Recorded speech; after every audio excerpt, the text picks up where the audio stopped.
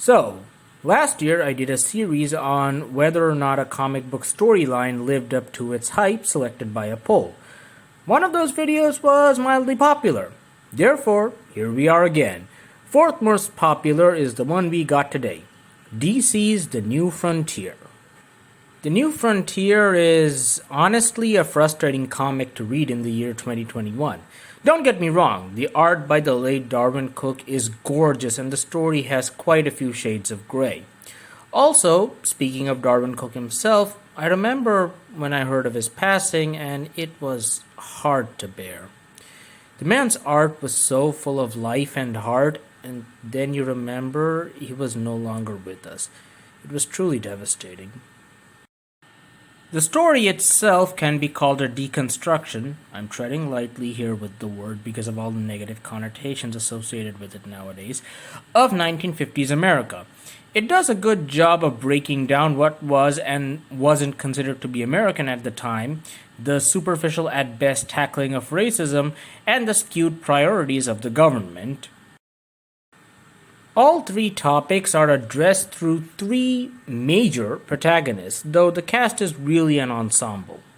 Hal Jordan, a Korean war vet notable for not shooting down enemy combatants, suffers from PTSD due to being forced to kill in a life or death situation. He's treated by disdain from most of his military higher-ups, but gets a chance to participate in a secret government project due to his skills as a pilot. Said project takes place because of the appearance of John Jones from Mars, accidentally stranded on Earth by one of its scientists, and he uses his abilities to make a life for himself, but is slowly disheartened by humanity and yearns to return home. The final straw for him is the government's treatment of the Flash, an unregistered hero who has been fighting crime and saving lives. The government tries to capture him, and he gets disheartened, so he quits being a superhero altogether. Outside of these characters, we see several vignettes of certain characters throughout the story. The Losers, the Challengers of the Unknown, Slam Bradley, the Blackhawks, the original Suicide Squad, Ray Palmer, Adam Strange, Doc Magnus, Green Arrow, the Sea Devils, the Justice Society, and a reimagined John Henry Irons, whose tragic story will break your heart. They all appear as cameos, one-scene wonders, or timely arrivals, especially in case of Adam Strange. The trinity of Superman, Batman, and Wonder Woman are present and play key parts in the narrative, but are sidelined for the finale so that the others can save the day. Though the movie gives Batman a bigger role, because, Batman. So the story is great, really great, and I do recommend the story itself, or you can watch the movie if you want. But as I was reading it, I couldn't shake off that feeling of frustration I mentioned at the start. Is it the John Henry story that bothers me? A story about a black man who loses everything to the KKK and receives no help from the law, so he takes matters into his own hands. And once his story ends in tragedy, everyone feels terrible about it, but no one does anything in the story. The heroes or the government don't seem to care. John feels bad, but that's all we get. Maybe someone wrote a story later on that I'm missing, but honestly, in the trades that I have, I'm left feeling hollow. And speaking of the government, they spend the entire story basically antagonizing the heroes. Let's list off some examples, shall we? Similar to the mainstream DC universe, the JSA are asked to unmask before the House of Un-American Activities. They refuse and all but one member promptly retires.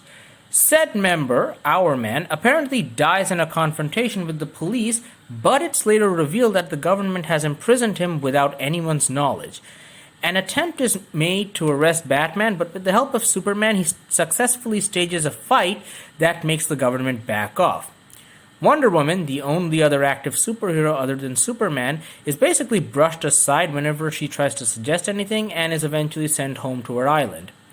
Adam Strange is imprisoned in Arkham Asylum, though with the help of a physician there, he isn't handed over to the feds. Even once his stories are revealed to be true, He is only released at the end once the main threat can no longer be ignored. Finally, the main threat itself. It's a being called the Centaur. Basically, think of a sentient island that has dinosaurs living on it. It decides to wipe out humanity. The heroes show up to help despite being prosecuted throughout the story, and it seems like the military and the heroes are about to get into a brawl. But Superman de-escalates the situation and asks them all to work together. And they do so. And the heroes are treated like, well, heroes in the aftermath, and we enter the Silver Age. So, happy ending? I mean, Faraday seemed to form a bond with John, and he tries to apologize to the Flash, who promptly decks him. So is this supposed to signify change? One man being willing to apologize? Look, if you watch this far, tell me what you think in the comments below, because I really don't know at this point. So, in conclusion, Darwyn Cooke has left behind an amazing story with gorgeous artwork and strong themes. But the story seemed to hold a promise that things would be better. And they aren't. Maybe that's the reason.